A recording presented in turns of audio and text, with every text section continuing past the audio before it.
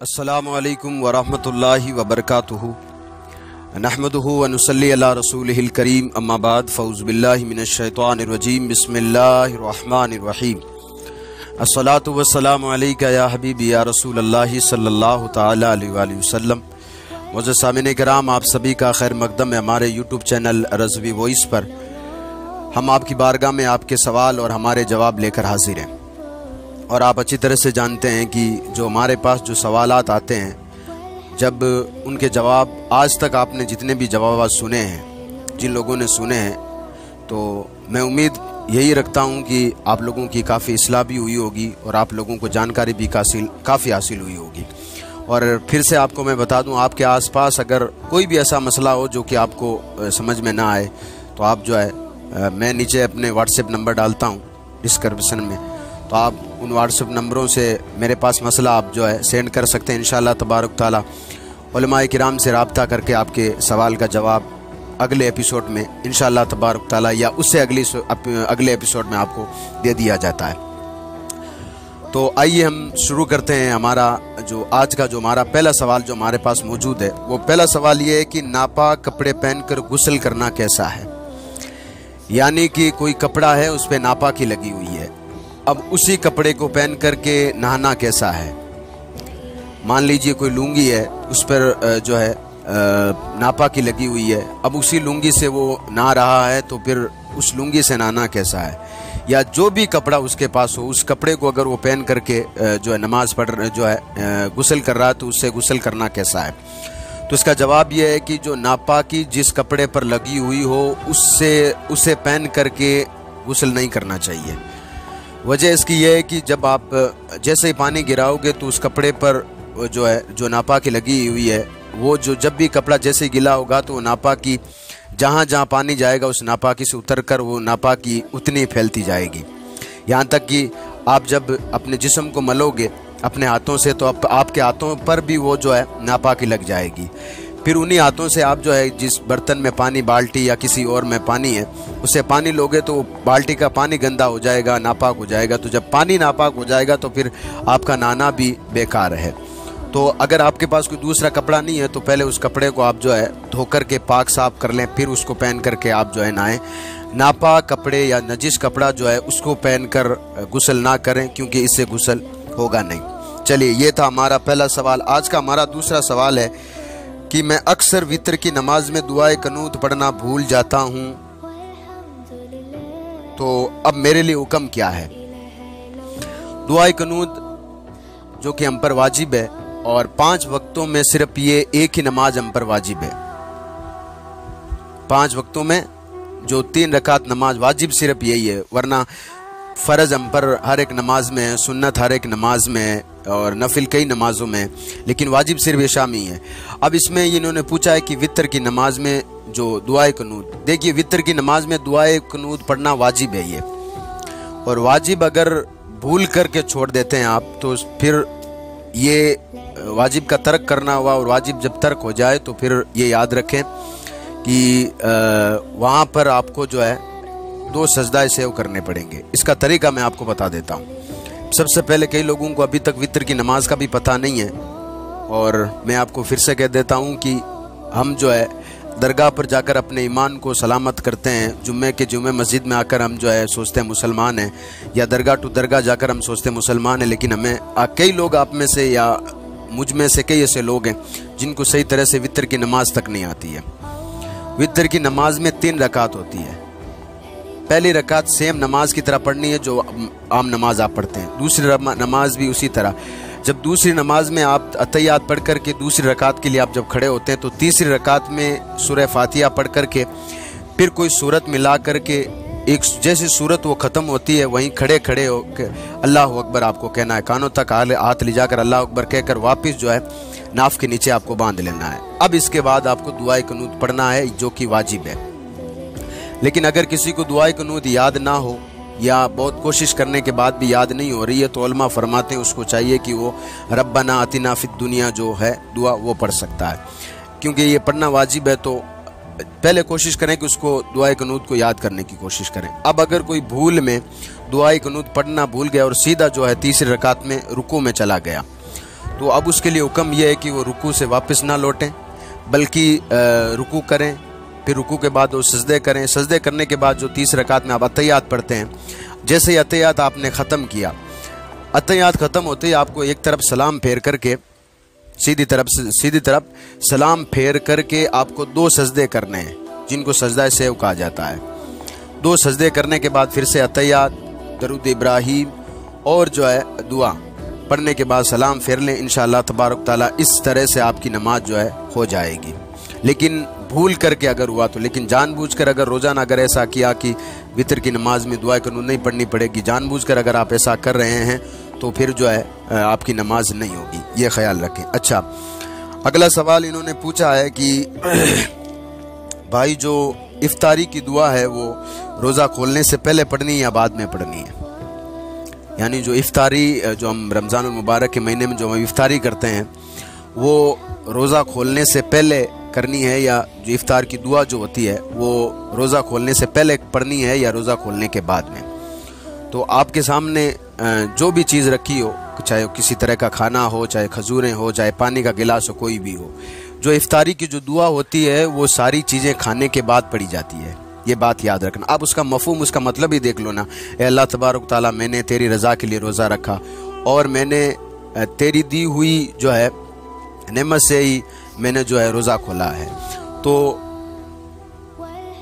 دی ہوئی نعمت سے ہی روزہ کھولا، اس کا مطلب یہ ہے کہ میں اس کا یہ مفہوم ہے، سیدھا ایک دم ہیڈ ٹو ہیڈ ترجمہ نہیں ہے یہ، تو اس کا مطلب یہ ہو گیا کہ آپ نے کچھ کھایا ہے تبھی تو اللہ کا شکر ادا کر رہے ہیں۔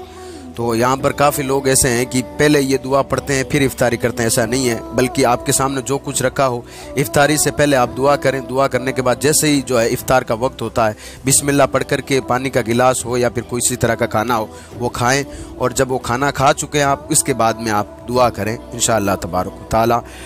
یہ ہے صحیح طریقہ۔ چلیے اگلا سوال یہ ہے کہ بھائی ہم کھیتی کرتے ہیں اور اللہ کا شکر ہے کہ اس میں اللہ تبارک و تعالی نے بہت برکت رکھی ہے، اب ہمیں یہ بتائیں اس کی زکوٰۃ کیا ہے اور کتنی فصل ہو تب اس کی زکوٰۃ دینی ہے؟ یعنی ان کا سوال یہ کہ یہ میرے بھائی جہاں بھی ہے کھیتی کرتے ہیں یہ، اور یہ پوچھ رہے ہیں کہ کھیتی میں زکوٰۃ کس طرح سے نکالنی ہے۔ تو دیکھیے کھیتی میں جو زکوٰۃ نکالتے ہیں اس کو عشر کہا جاتا ہے، اور اس کی کوئی مقدار نہیں ہے، یعنی اس کی کوئی حد نہیں ہے کہ اتنے فصل ہوگی تبھی آپ کو عشر دینا ہے، بلکہ جتنا آپ کے پاس ہے اتنے کا ہی عشر ہے۔ مان لیجئے آپ کھیتی کر رہے ہیں، آپ نے کھیت میں ایک جو ہے گیہوں بوئے، تو آپ کے 100 کنٹل گیہوں ہو گئے، اور آپ کے بھائی نے آپ کے پاس والے کھیت میں جو ہے گیہوں بوئے، اس کے 1 کلو ہی جو ہے گیہوں ہوئے، تو آپ دونوں پر عشر واجب ہے۔ یعنی جو کھیتی کی زکوٰۃ ہے وہ جو ہے دونوں پر واجب، یعنی کلو پر والے جو جس کے کلو ہوئی ہے اس پر بھی آپ کو عشر دینا ہے، اور جو 100 کنٹل ہوئی ہے اس کی بھی آپ کو جو ہے اس کا بھی آپ کو عشر نکالنا ہے۔ اب اس کی 2 قسمیں ہیں۔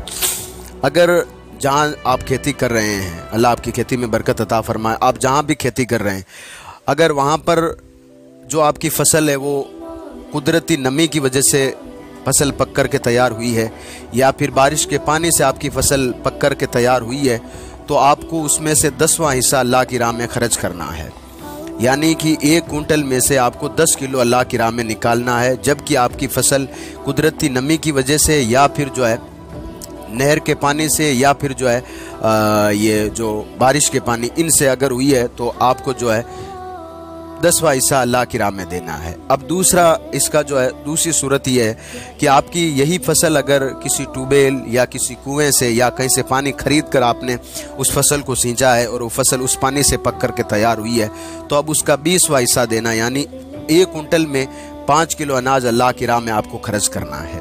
یہ ہے کھیتی کی زکوٰۃ، یعنی کہ جو فصل بارش سے یا پھر نہر کے پانی سے یا پھر قدرتی نمی کی وجہ سے پک کر کے تیار ہوئی ہے تو 10واں حصہ دینا ہے آپ کو، یعنی 1 کنٹل میں 10 کلو اللہ کی راہ میں آپ کو خرچ کرنا ہے۔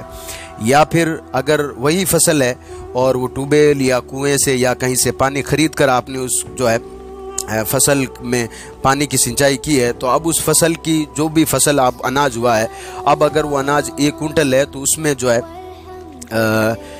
کنٹل کا 5 کلو اللہ کی راہ میں خرچ کرنا ہے۔ اب اگر 1 کلو ہی فصل لی ہوئی ہے تو اگر بارش کی وجہ سے تو اس قلعہ کا 10واں حصہ دیکھ لیں آپ کتنا ہوتا ہے، تو کتنے گرام ہوتا ہے، تو پھر وہ گرام نکال دیں. تو اس میں حد نہیں ہے، بلکہ اگر 1 کلو ہے تب بھی آپ کو عشر نکالنا ہے، اور 100 کنٹل ہے تب بھی آپ کو عشر نکالنا ہے. یہ ہے کھیتی کا. اللہ تبارک تعالیٰ آپ کی کھیتیوں میں برکتیں عطا فرمائے. چلیے اگلا سوال ہے کہ ہمارے یہاں کچھ لوگ جہاں بھی درگاہ پہ جاتے ہیں دھاگا لے کر آ جاتے ہیں اور اپنے ہاتھ پر باندھتے ہیں. جب ان سے سوال کرتے ہیں تو وہ کہتے ہیں کہ اللہ والے کی محبت ہے، اس میں کسی کو حرج بھی نہیں ہونا چاہیے. یعنی سوال ان کا یہ ہے کہ ہمارے یہاں پر کچھ لوگ ہیں، ہمارے یہاں نہیں بلکہ ساری جگہ یہ لوگ پائے جاتے ہیں کہ جہاں بھی درگاہ پر جاتے ہیں وہاں سے ایک دھاگا توڑ کے لائے اور لا کر کے یا تو بازو پر باندھ لیتے ہیں یا پھر ہاتھ میں باندھ لیتے ہیں. تو یہ باندھنا کیسا ہے؟ دیکھیے یہ جائز نہیں ہے، شریعت نے اس کو جائز قرار نہیں دیا ہے، اس لیے کہ یہ غیر قوموں کی مشابہت ہے. غیر قوم ایسا کرتی ہے. اللہ کے رسول کی حدیث کا وہ مفہوم آپ نے سنا ہوگا کہ جو جس سے محبت کرے گا، وہ جو جس کے جیسا جو ہے دنیا میں اپنائے گا، وہ کل اسی کے ساتھ اس کا ٹھکانہ ہوگا. تو یہ بات یاد ہے. اب رہی محبت کی بات، تو دیکھیے اللہ والوں کی محبت یہ نہیں ہے کہ ان کی جو ہے صرف مزار پہ آپ دھاگے باندھ کے لائیں، پھر وہی دھاگا باندھ کر آپ رات بھر ڈی جے پہ ڈانس کریں. یہ اللہ والے کی محبت نہیں ہے. یہ صرف آپ نے اپنے ذہن میں ایک چھوٹے سے ٹکڑے میں بسا کر رکھا ہے کہ دھاگا باندھ لے اللہ کی محبت ہو گئی. اور آج ہماری قوم جو ہے سب سے بڑی جو ہے اسی غلط فہمی کی شکار ہے کہ درگاہ پر گئے، جو ہے درگاہ پر جانے کے بعد جو ہے شیرنی ہم نے تقسیم کی، ایک دھاگا باندھ لیا تو ہم سچے اور پکے مسلمان ہو گئے. یہ ہماری سب سے بڑی غلطی ہے. الحمدللہ میں درگاہ پر جانے سے انکار نہیں کرتا ہوں، میں خود ایک درگاہ پر جانے والا بندہ ہوں. میں تمام اللہ والوں کی جو ہے تمام اللہ والوں کا غلام ہوں. مجھے اس میں کوئی شک و شبہ کی بات نہیں. لیکن یہ جو آپ حرکتیں آپ وہاں جانے کے بعد جو کرتے ہیں، جیسے دھاگے لاتے ہیں، حاضریاں آتی ہے، لوبان کا دھواں آپ کرتے ہو، یہ ساری کی ساری چیزیں شریعت سے پوچھو تو صحیح کہ پہلے صحیح ہے کہ نہیں ہے. شریعت پہلے ہے، پھر بعد میں پہلے شریعت کو دیکھو کہ شریعت کہتی کیا ہے، پھر اس کو فالو کرو، تب آپ کو پتہ چلے گا کہ محبت کس کو کہتے ہیں. ورنہ پورا کا پورا گھر جو ہے دھاگے سے ہر ایک گھر کے کوئی بھی ہو، جتنا بھی گھر اس تمام کے ہاتھوں پر، بازوؤں پر، پاؤں میں دھاگا باندھ رکھیں آپ. اور جیسے شادی کا ماحول آتا ہے اس وقت جو ہے دھاگا باندھے ہوئے بھی آپ ڈی جے پر ڈانس کر رہے ہو، اس وقت آپ کو یہ پتہ نہیں ہے کہ اللہ والے کی محبت کیا ہے. آپ اس وقت اللہ والے کی محبت، اس کا مطلب یہ ہے کہ اللہ والوں نے ایسے کام کیے جو آپ کر رہے ہیں، معاذ اللہ. تو یہ اللہ والے کی محبت نہیں، یہ صرف اور صرف لوگ اپنی طرف سے لوگوں نے بنا رکھے ہیں. اسی طرح کے کچھ لوگ کڑے لے کے آ جاتے ہیں لوہے پیتل وغیرہ کے، وہ بھی ایک مرد پر حرام ہے یہ پیتل اور لوہے کے. تو میں نے اوپر اس طرح کا پورا ایک ویڈیو بنایا، آپ جا کر دیکھ سکتے ہیں. تو یہ اللہ والوں کی محبت نہیں ہے. حقیقت میں اللہ والوں کی محبت یہ ہے کہ پہلے ان کی تاریخ پڑھو، آپ ان کی زندگی پڑھو، آپ لوگوں سے سنو آپ کی انہوں نے کام کیسے کیے، تب جا کر اللہ تبارک و تعالیٰ ان سے راضی ہوا. انہوں نے اللہ کی مخلوق کے ساتھ سلوک کیا تب جا کر وہ اللہ تبارک و تعالیٰ کی ذات کو راضی کر رہے ہیں. کیا ان کی ایک بھی نماز کبھی چھوٹی تھی؟ ہم نے ایک دھاگا باندھ لیا اور سوچ رہے ہیں کہ ہم ظہر کے وقت اٹھ رہے ہیں، ہم رات میں آدھی رات تک سوتے نہیں ہیں اور 12 بجے تک صبح اٹھتے نہیں ہیں. یہ اللہ والوں کی محبت کی نشانی ہے. اللہ والوں کی محبت کی اگر نشانی ہوتی تو ہم صبح فجر میں اٹھ کر مسجد میں جاتے. یہ حقیقت میں اللہ والے کی محبت کی نشانی یہ ہے. اسی وجہ سے آج جو ہے لوگ خاص کر اہل سنت والجماعت پر لوگ انگلیاں اٹھا رہے ہیں. اس کی وجہ یہی ہے کہ لوگوں نے صرف دھاگے باندھ کر یہ سمجھ لیا کہ بس ہم جو ہے سچے اور پکے مسلمان ہیں. میں آپ سے سامنے ہاتھ جوڑ کر عرض کر رہا ہوں، آپ اللہ والے کی مزار پر جائیے اور وہاں جا کر دعا کیجئے پوری امت مسلمہ کے لیے. وہاں پر جو بھی کوئی فقیر ہے، بھکاری ہے، آپ اپنا صدقہ خیرات اس کو کیجئے، اس کی مدد کیجئے. لیکن یہ دھاگے، یہ حاضری وغیرہ کا ایسے یہ جو بھی لوگ ایسا ڈھونگ کرتے ہیں، ایک دھاگا ایک باندھ دیا اور کہا کہ تیری ساری جو ہے مشکلیں حل ہو جائے گی، یہ چیزیں جو ہے صحیح نہیں ہیں. نہ تو شریعت میں اس چیز کو جائز قرار دیا ہے. تو جو لوگ یہ دھاگا وغیرہ پہنتے ہیں اور کہتے ہیں اللہ والوں کی محبت ہے، تو یہ انہوں نے اپنی طرف سے گھڑ رکھا. شریعت میں اس کی کوئی جگہ نہیں ہے. یہ تھے آج کے ہمارے سوال جو کہ ہمارے پاس ہمارے بھائیوں نے بھیجے تھے. انشاءاللہ تبارک تعالیٰ کل جو بھی ہمارے پاس سوال ہوں گے وہ آپ کی بارگاہ میں ہم لے کر پھر سے حاضر ہوں گے. اللہ تبارک و تعالیٰ ہم سب کو ایک اور نیک ہونے کی توفیق و رفیق عطا فرمائے. السلام علیکم ورحمۃ اللہ وبرکاتہ.